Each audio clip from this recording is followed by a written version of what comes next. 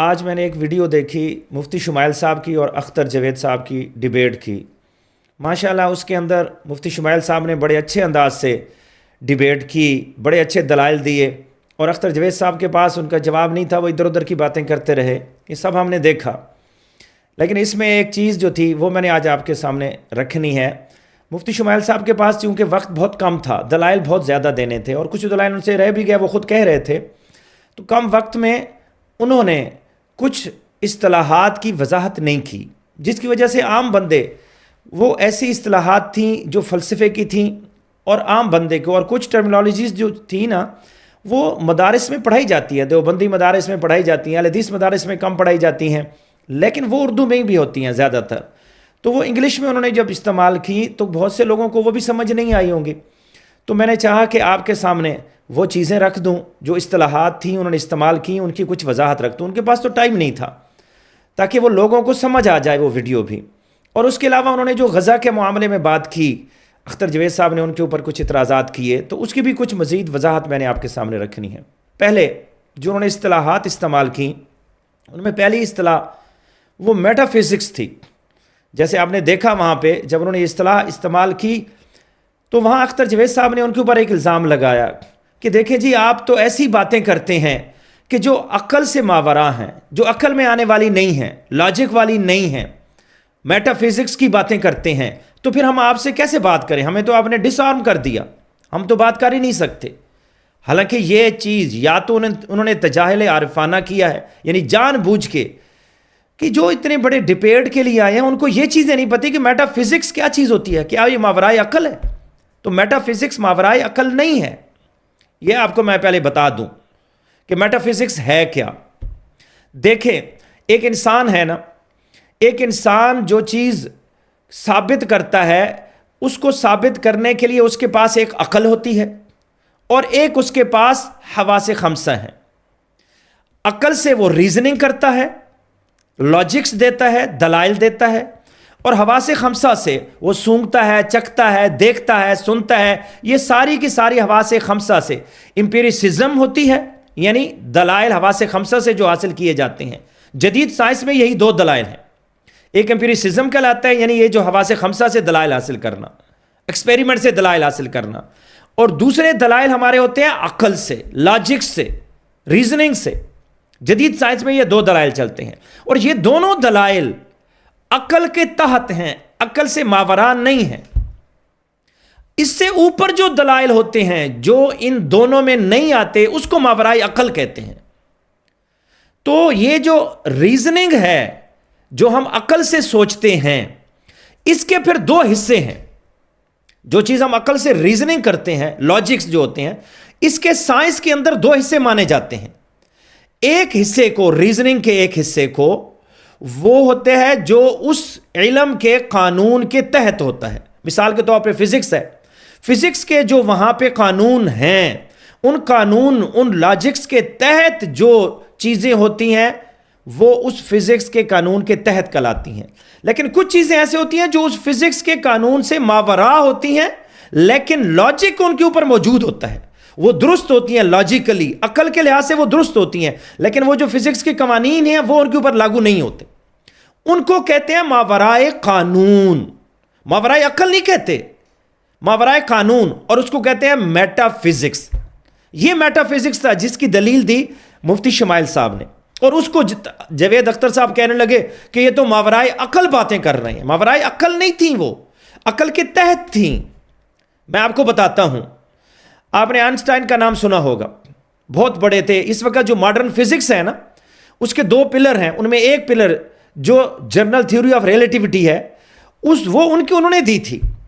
ان کے ایک دوست تھے، بہت گہرے دوست، کرٹ گیڈل نام تھا ان کا، بہت گہرے دوست تھے، ریاضی دان تھے، فلاسفر بھی تھے. ویسے تو ان سے پہلے ہی میتھمیٹکس وہ آ چکی تھی، لیکن انہوں نے اس میٹا میتھمیٹکس کے اوپر بہت زیادہ کام کیا.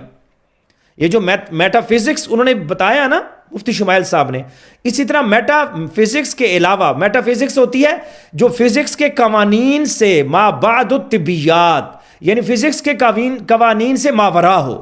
اسی طرح میٹا میتھمیٹکس ہوتی ہے جو میتھمیٹکس کے قوانین ہیں، ثابت شدہ قوانین ہیں، ان سے ماورا ہو، ان چیزوں کو میٹا میتھمیٹکس کہتے ہیں۔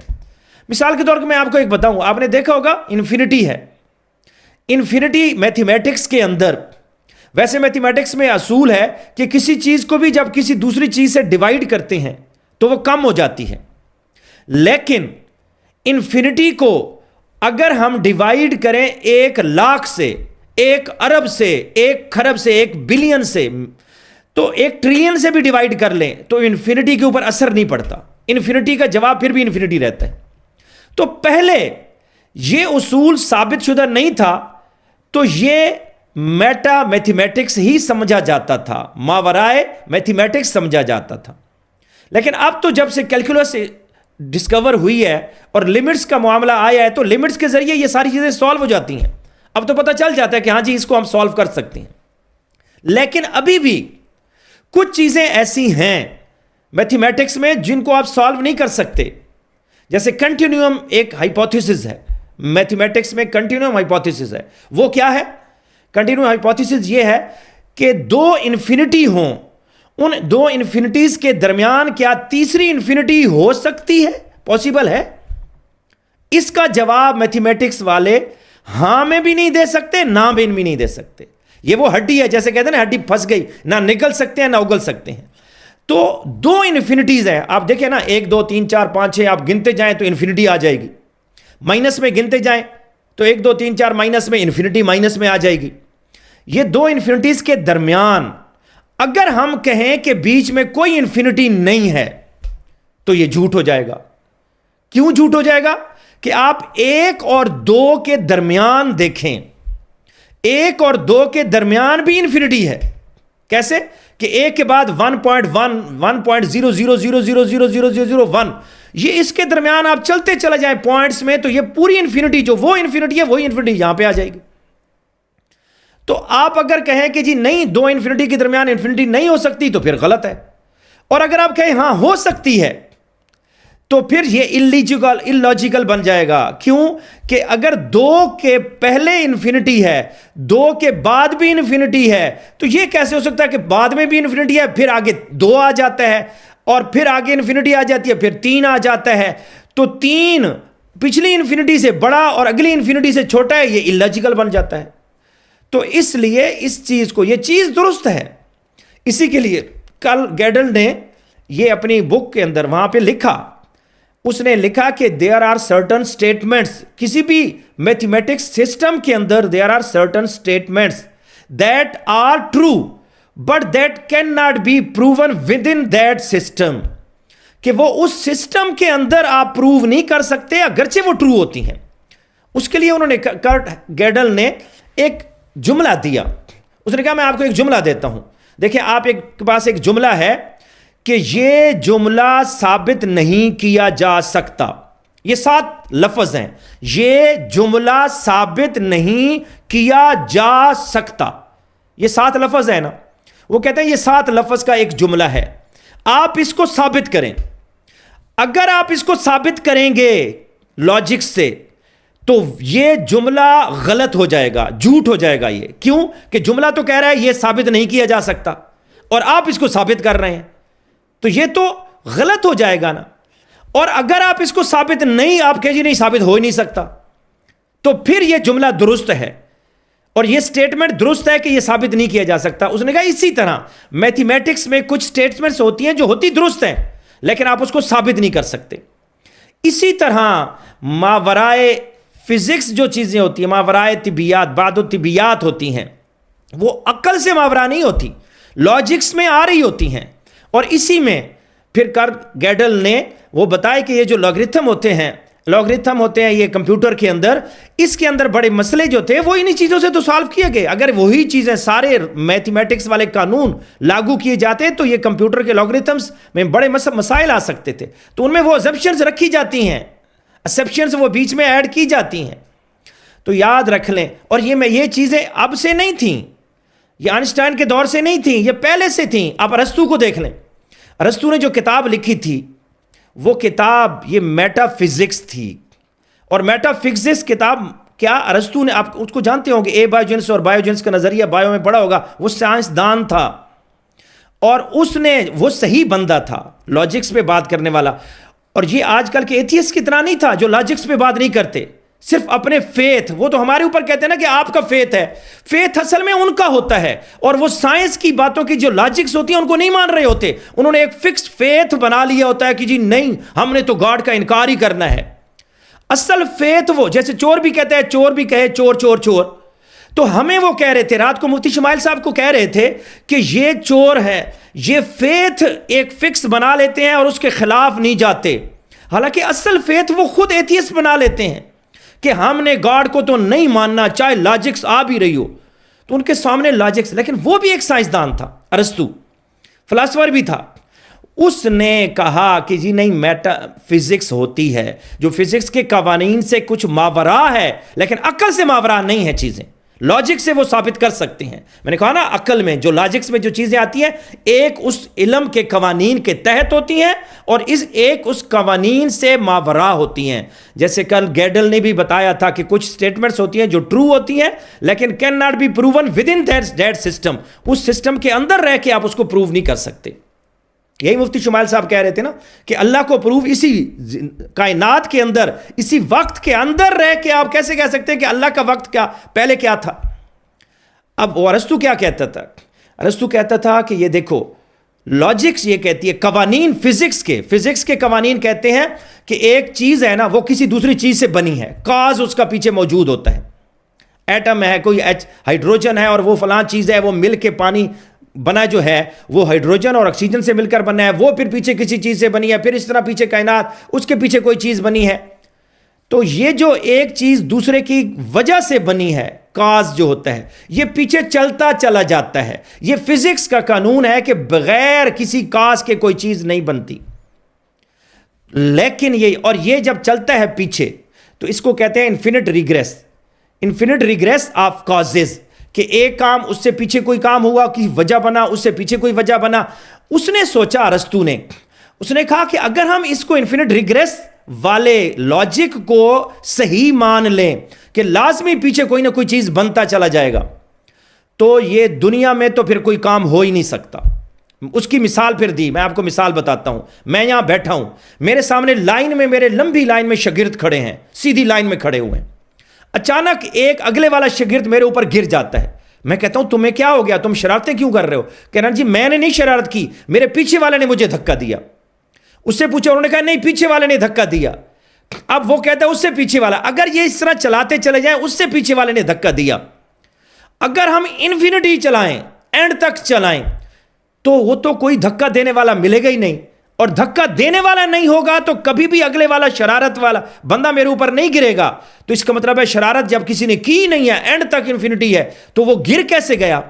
تو لاجک, ارسطو نے کہا کہ لاجک یہ کہتی ہے اگر یہ گرا, اس کا مطلب ہے یہ پیچھے انفینٹی تک نہیں گیا, کہیں رکا ہوگا. اس کو دوسرے مثال سے بھی سمجھاؤں میں, کہ میں نے ایک بندہ سامنے اسی شاگردوں میں سے پہلے سے کہا مجھے قرض دے دو 100 روپے. اس نے کہا میں پچھلے سے مانگتا ہوں اور پچھلا مجھے قرض دے گا تو میں آپ کو دے دوں گا. پھر اس نے پچھلے سے کہا, اس نے کہا میں پچھلے سے مانگتا ہوں, وہ مجھے دے گا تو میں آپ کو دے دوں گا. اس طرح یہ پیچھے چلتی گئی بات. اب اگر یہ بات چلتی گئی اور مجھے کچھ دیر بعد قرض مل گیا, اگر مجھے قرض نہیں ملا تو ہم کہیں گے یہ جا رہا ہے, انفینٹی پہ جا رہا ہے, ٹھیک ہے. لیکن اگر مجھے قرض مل گیا, ایکشن ہو گیا, تو میں کہوں گا یہ آگے جا کے کہیں رکا ہوگا اور اس نے قرض دیا ہوگا اور وہ پھر پیچھے آیا ہوگا, تب میرے تک پہنچا ہوگا نا. یہ لاجک دی ارسطو نے, اور یہی لاجک تھی, آج سائنسٹسٹ بھی یہی لاجک دیتے ہیں کہ جب بھی کوئی چیز چلتی ہے تو اس کا کاز ہوتا ہے, لیکن وہ کاز انفینٹی نہیں ہوتا. اس کو کہتے ہیں انفینٹ ریگریس آف کازز. یہ ایک ہائپوتھیسس ہے, اور یہ ہائپوتھیسس فالس ہائپوتھیسس ہے, درست ہائپوتھیسس نہیں ہے. کہ ارسطو کہتا ہے کہ اینڈ پہ جا کے یاد رکھ لیں پرائم موور ہوتا ہے. اس نے ایک کنسپٹ دیا اپنی کتاب میٹا فزکس کے اندر, کنسپٹ دیا پرائم موور, جو شروع میں دھکا لگاتا ہے یا شروع میں موو کرتا ہے, وہ ہونا چاہیے, ختم نہیں ہوتا, اینڈ لیس نہیں ہوتے. تو اس سے بھی یہ پتہ چلتا ہے یہ انہوں نے جو میٹا فزکس کی دلیل دی تھی، اور دوسری ایک اور دلیل جو دی تھی وہاں پہ، وہ دلیل نیسیسری بینگ کی اور کنٹیجنٹ بینگ کی دی تھی. وہ بھی ارسطو نے شروع کی تھی. ارسطو نے یہ جو کہا نا، پرائم موور ہوتا ہے، شروع میں ایک بندہ موو کرتا ہے، دھکا دیتا ہے، تب آگے سارے گرتے ہیں. وہ جو پہلا بندہ ہے اس کو وہ کسی پہ انحصار نہیں ہوتا، باقی سارے بندوں کا انحصار پچھلے پہ ہوتا ہے، اس کا پچھلے پہ انحصار ہے، اس کا پچھلے پہ انحصار ہے. وہ اکیلے انڈیپینڈنٹ وجود نہیں رکھتے. اس کو کہتے ہیں کنٹیجنٹ بینگ، جو اکیلا انڈیپینڈنٹ وجود نہ رکھے. اور اس کو اردو میں، یہ مدارس میں جو پڑھایا جاتا ہے، اس کو ممکن الوجود کہتے ہیں اردو میں، اور انگلش میں اس کو کنٹیجنٹ بینگ کہتے ہیں. یہ منطق کی چیزیں پڑھائی جاتی ہیں مدارس میں، دیوبندی مدارس میں زیادہ پڑھائی جاتی ہیں، اہل حدیث وغیرہ میں کم پڑھائی جاتی ہے. تو یہ منطق، اور اہل حدیث کے پرانے استاد جو ہیں ان کو پتہ ہے یہ چیزیں. تو یہ منطق کی باتیں ہیں. کنٹیجنٹ بینگ سے مراد جو ممکن الوجود ہو، وہ کسی دوسرے پہ ڈیپینڈ کرتا ہو. اور آخر میں واجب الوجود، وہ جو فرسٹ پرائم موور تھا، اس کا کسی پہ انحصار نہیں ہے. اس نے دھکا خود دیا نا، اگلے نے تو کسی دوسرے پہ انحصار تھا، اس نے دھکا دیا تو وہ گرے نا. وہ واجب الوجود ہے، اور اس کو جو کہتے ہیں واجب الوجود ہے، نیسیسری بینگ، وہ لازمی ہے. اس کے بغیر باقی کام ہو ہی نہیں سکتا. نیسیسری کا معنی ہوتا ہے لازمی، اس کے بغیر یہ کام نہیں ہو سکتا. مجھے اگر پیسے ملے ادھار تو یہ آگے جا کے رکا ہوگا نیسیسری بینگ پر، آخر والے پر، تب یہ واپس قرض آیا ہوگا نا. اگر نیسیسری بینگ نہیں ہے تو ہو ہی نہیں سکتا. اور یہ اینڈ لیس بھی نہیں ہے. تو یہ دو نظریے ہو گئے نا.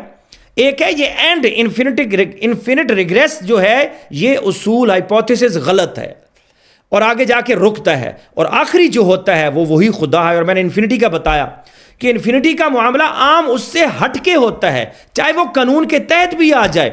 تو انفینٹی کی جو ڈیوائیڈ کرتے ہیں وہ عام اصول سے ہٹ کے ہیں. انفینٹی سے جتنا مرضی ڈیوائیڈ کر دیں، انفینٹی پہ کوئی اثر نہیں پڑتا. سنتے ہیں نا ہم. اسی طرح اللہ سے جو اللہ جتنا مرضی خرچ کر دے، اللہ کے خزانے میں کوئی خرچ کمی نہیں ہوتی، کوئی فرق نہیں پڑتا. یہ سارے میتھمیٹکس، سائنس سے ہی، لاجک سے ہی ساری کی ساری پروون ہے. تو یہ ایک تو یہ پہلی چیز تھی جو میں نے آپ کے سامنے رکھی. دوسری چیز جو وہاں پہ بات کی گئی وہ غزہ کے بارے میں کی گئی کہ جی دیکھو، جاوید صاحب نے کہا کہ وہاں غزہ کے اندر بچوں کو بمبوں سے اڑایا جا رہا ہے. تو اگر گاڈ ایگزسٹ کرتا ہے، خدا ہے، تو یہ کیسا خدا ہے کہ وہاں ان کے اوپر رحم نہیں کرتا؟ تو وہاں پہ مفتی صاحب نے ان کو بتایا کہ دیکھو، کسی کو ڈاکٹر ٹیکا لگاتا ہے، اس کو تکلیف ہوتی ہے، تو وہ تکلیف برداشت کرنی پڑتی ہے کسی فائدے کے لیے. تو انہوں نے کہا پھر کہ نہیں، یہ جواب اس کے لیے لاجک تو بن ہی نہیں سکتا. یہ اس کے لیے بمبوں سے اڑانے کے لیے کیا دلیل بن سکتا ہے؟ یعنی میرا مطلب ہے وہ یہ کہنا چاہ رہے ہوں گے کہ جی یہاں تو ڈاکٹر جو ٹیکا لگاتا ہے وہ کسی بڑی تکلیف سے روکنے کے لیے چھوٹی تکلیف دیتا ہے، لیکن وہاں تو پورے کے پورے بچے ہی اڑا دیے جاتے ہیں. وہ تو لاجک نہیں بنتی نا. یہ تو اس کے لیے قیاس مال فارق ہو گیا. تو میں آپ کو بتاتا ہوں کہ بعض دفعہ کسی مقصد کے لیے جان بھی دے دی جاتی ہے، پوری کی پوری جان دے دی جاتی ہے. آپ دیکھیں راشد منہاز نے جان دے دی تھی کہ نہیں دے دی تھی؟ اب اس کے لیے ایک مقصد سامنے تھا. تو ہم تو مقصد کی ابھی بات ہی نہیں کر رہے. ہم تو ابھی چیز یہ دیکھ رہے ہیں کہ کسی چیز کے لیے کوئی جان دیتا ہے تو ہم یہ کہیں گے کہ اس کو تکلیف آ رہی ہے. کہ راشد منہاز کو تکلیف آئی تھی؟ اس نے کہا تھا مجھے تکلیف آئی ہے، وہ تو خوشی خوشی گیا تھا نا. تو وہاں پہ جو بچے مر رہے ہیں انہوں نے آگے جنت میں جانا ہے، تو اس لحاظ سے ان کو تو خوشی ہے. جو بمبوں کے نیچے، ٹینکوں کے نیچے لیٹے تھے وہ خوش نہیں تھے. پاکستان بنا تھا، ہم نے کتنے بچے ذبح کروائے تھے، غزہ کی طرح کروائے تھے نا بچے. تو وہ جو پاکستان بننے میں انڈیا والوں نے ہمارے بچے مارے تھے، وہ شہید کیے تھے، ہم نے خوشی خوشی وہ قبول کر لیے تھے، اسلام کے لیے کیے تھے نا. اچھا کہتے ہیں جی کہ نہیں، وہ جو قبول کر رہے تھے وہ تو کسی مقصد کے لیے ہے. ڈاکٹر جو ٹیکا لگا رہا ہے وہ تکلیف ہم کسی بڑے مقصد کے لیے کر رہے ہیں، یہاں کسی فائدے کے لیے کر رہے ہیں نا. تو یہاں وہ بچے جو ذبح ہو رہے ہیں ان کا کیا فائدہ؟ ہمارا تو کوئی فائدہ نہیں ہے. تو یاد رکھ لیں میرے بھائیوں، آپ کا کوئی فائدہ نہ ہو، لیکن یاد رکھ لیں کبھی کبھی اس بندے کا جو اپنی جان قربان کر رہا ہے اس کا تو فائدہ ہے نا. بے شک دنیا کا باقیوں کا فائدہ نہ بھی ہو، اس بندے کا فائدہ ہے اپنا اور پھر وہ جان قربان کر رہا ہے. میں آپ کو مثال بتاتا ہوں. آپ انڈیا کی فلموں میں بھی دیکھیں, آپ ویسے بھی دیکھیں, جو ورلڈ ریسلنگ ہوتی ہے اس ریسلنگ میں ایک دوسرے کو مارتے ہیں. کس کے لیے مارتے ہیں؟ زخمی ہو جاتے ہیں. کس لیے کرتے ہیں؟ پیسوں کے لیے کرتے ہیں نا, مفادات ہوتا ہے. اس سے کسی کے لیے بھلائی ہے؟ یہ جو مرغ لڑتے ہیں یہ مرغوں کی طرح ہی تو لڑتے ہیں, اس میں کس کی بھلائی ہے مجھے بتائیں؟ کسی کا کوئی فائدہ نہیں ہے. لیکن وہ پبلک کو خوش کرنے کے لیے, پیسے کمانے کے لیے, کسی اپنے مفاد کے لیے, کسی فائدہ کے لیے بغیر کسی وجہ کے اپنے آپ کو تکلیف دے رہے ہوتے ہیں. بلکہ ہم نے تو فلموں میں ایسا بھی دیکھا ہوا ہے کہ ایک بندہ جو بہت پہلوان ہوتا ہے, وہ اوپر جوئے کے پیسے لگے ہوتے ہیں, وہ کہتا ہے جی کہ تم نے مار کھانی ہے. وہ پہلوان مار سکتا ہے لیکن وہ مار کھاتا رہتا ہے. اب وہ مار کس وجہ سے کھا رہا ہے مجھے بتائیں؟ اللاجیکل ہے نا, وہ کیوں مار کھا رہا ہے؟ یہاں یہ نہیں دیکھا جاتا. یہ دیکھا جاتا ہے کہ وہ جو مار کھا رہا ہے, جو تکلیف سہ رہا ہے, اس کا نظریہ کیا ہے. تو آپ نے اس کے نظریے جانے بغیر ہی کہہ دیا کہ وہ ایسے ہی ہے, ایسے ہی ان کو شہید کیا جا رہا ہے تو وہ ایسی فضول میں ہو رہا ہے. ایسا فضول میں یہ چیزیں نہیں ہو رہی.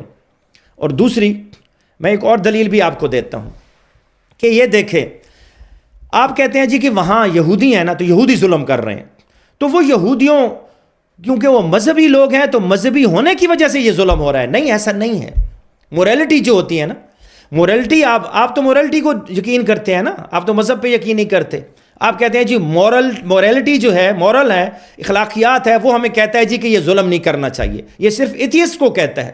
تو کیا مذاہب والوں کا اخلاق نہیں ہوتا, مورل نہیں ہوتا ان کے پاس؟ آپ تمام مذاہب کو دیکھ لیں, سارے مذاہب کہتے ہیں کہ ظلم نہیں کرنا چاہیے, چاہے ہندو ہو, چاہے عیسائی ہو, چاہے مسلمان ہو, چاہے یہودی ہو, سارے کہتے ہیں. خالی ایتھیسٹ نہیں کہتے.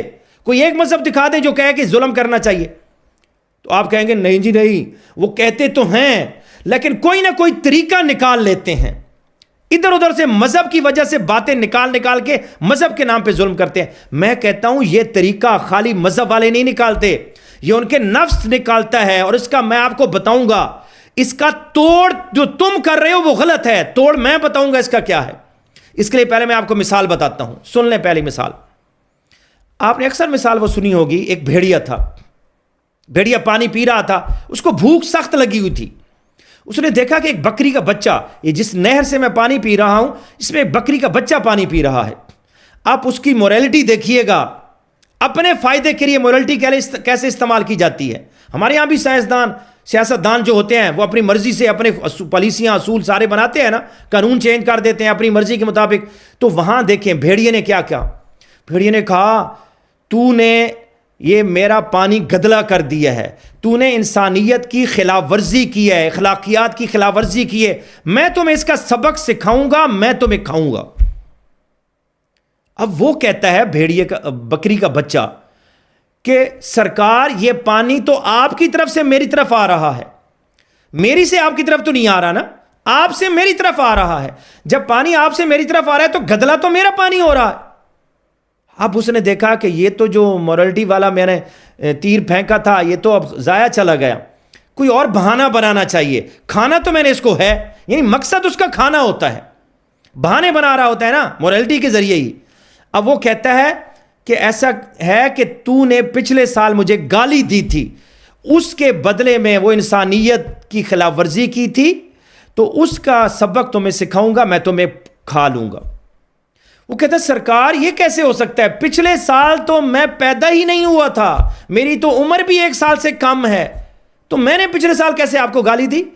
اب یہاں پہ اس نے کہا یہ بھی تیر چلا گیا. اس نے کہا اچھا تو نے نہیں گالی دی تو تیری ماں نے گالی دی ہوگی, اس کا سبق میں تمہیں سکھاؤں گا. ہمارے یہاں بھی ایسے ہوتا ہے نا. امریکہ کیا کہتا ہے کہ تم مسلمانوں نے نہیں کیا تو تمہارے کسی بندے اسامہ نے یہ کام کیا ہے, اس کا سبق ہم تمہیں سکھائیں گے. ایسے ہی ہے نا. تو یاد رکھ لیں یہ موریلٹی جو ہوتی ہے یہ اپنے مفادات کے لیے لوگ چینج کرتے ہیں, کوئی مذہب والے نہیں, ایتھیسٹ بھی یہی چینج کرتے ہیں, وہ بھی اپنی مرضی کی موریلٹی بناتے ہیں.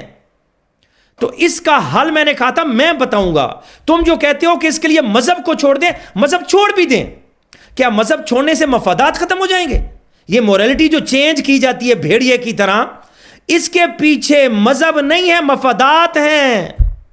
جس کو اللہ نے قرآن میں کہا نا زُيِّنَ لِلنَّاسِ حُبُّ الشَّهَوَاتِ مِنَ النِّسَاءِ وَالْبَنِينَ وَالْقَنَاطِيرِ الْمُقَنطَرَةِ مِنَ الذَّهَبِ وَالْفِضَّةِ وَالْخَيْلِ الْمُسَوَّمَةِ وَالْأَنْعَامِ وَالْحَرْثِ کہ میں نے ان کے اندر خواہشات کو پکا رکھ دیا ہے. یہ وہ خواہشات ہیں بھیڑیے کی طرح جو ہماری مورالٹی کو اپنی مرضی سے موڑ کے، ناک ہوتی ہے نا موم کی ناک، اپنی مرضی سے چینج کروا دیتے ہیں. اس کا طریقہ کیا ہے؟ مذہب کو چھوڑنا نہیں، بلکہ مذہب کو اختیار کرنا اور صحیح معنی میں اختیار کرنا. وہ کیوں؟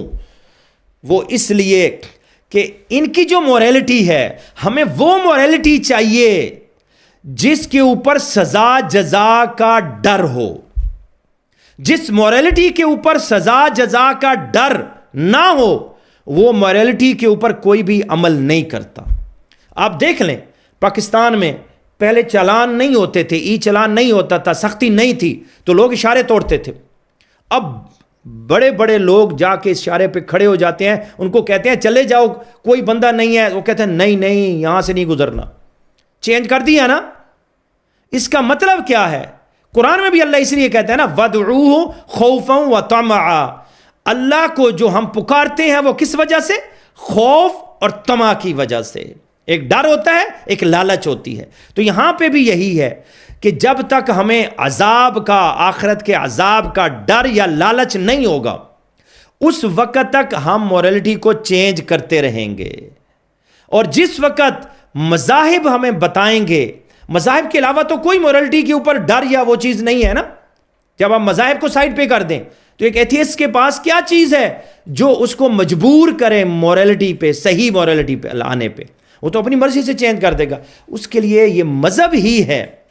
مسئلہ یہ ہے کہ اگر آپ کو اعتراض ہے کہ مذہب غلط مورالٹی کی طرف لے جاتا ہے، وہ ڈر غلط دیتا ہے، تو اس کی وجہ وہ مذہب غلط ہے. آپ مذہب کو چیک کریں، اس کا موازنہ کریں. میری علیحدہ سے ویڈیو جو موجود ہے مذاہب کا موازنہ، اس میں نے لاجیکلی وہاں پہ پورا پروف کیا ہے کہ صحیح مذہب لاجیکلی سائنس کے ساتھ، اصولوں کے ساتھ ثابت کیا ہے کہ صحیح مذہب کون سا ہے. اور ایتھیسٹ اور مذہبی جو بندہ ایتھیسٹ ہے، ان کے اندر بہترین بندہ کون سا ہے لاجیکلی سائنس کے ذریعے، وہ دیکھیں گے، آپ کو خود پتہ چل جائے گا. تو ہم نے یاد رکھ لیں مذہب کی طرف آنا ہے. ہاں مذہب کی جو غلطیاں ہیں ان کو درست کریں اور صحیح مذہب کو چنیں، اور صحیح مذہب کے اندر بھی پھر صحیح مسلک والوں کو چنیں. یہ چیز اصل ہے. اگر ہم اس کے اوپر عمل کریں گے تو یہ سارے معاملات خود بخود درست ہو جائیں گے. السلام علیکم ورحمۃ اللہ وبرکاتہ.